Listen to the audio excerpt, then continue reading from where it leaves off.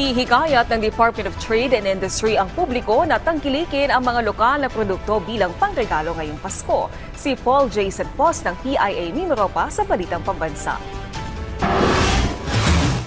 Umapila ang Department of Trade and Industry o DTI sa publiko na bigyang suporta ang mga micro, small and medium enterprises sa pamamagitan ng pagbili ng lokal na produkto bilang panregalo ngayong Kapaskuhan.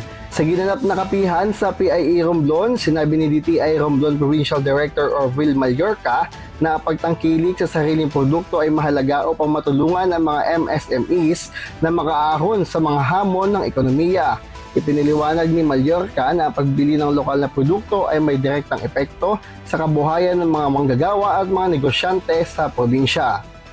Ang kagandahan po pag tinatangkilik natin yung sariling produkto natin, na-sustain natin yung livelihood ng ating mga kababayan, na-sustain yung employment ng mga nagsusupply sa kanila, and of course yung dagdag na pera, salit na lubas yung pera natin, umiikot sa ating ekonomiya. Ayon pa kay Mallorca, ang pagbili ng mga natatanging produkto ng Romblon tulad ng mga marble crafts mula sa bayan ng Romblon at mga handicraft naman mula sa iba pang bahagi ng probinsya ay makakatulong hindi lamang sa mga MSMBs kundi pati na rin sa pagpapalaganap ng kultura at tradisyon ng mga Romblomanon.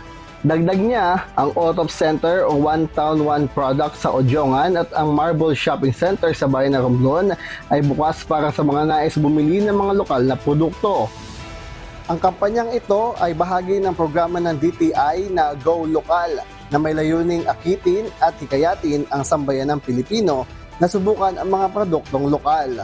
Mula Philippine Information Agency, Mimaropa, Paul Jason Foss para sa Balitang Pambansa.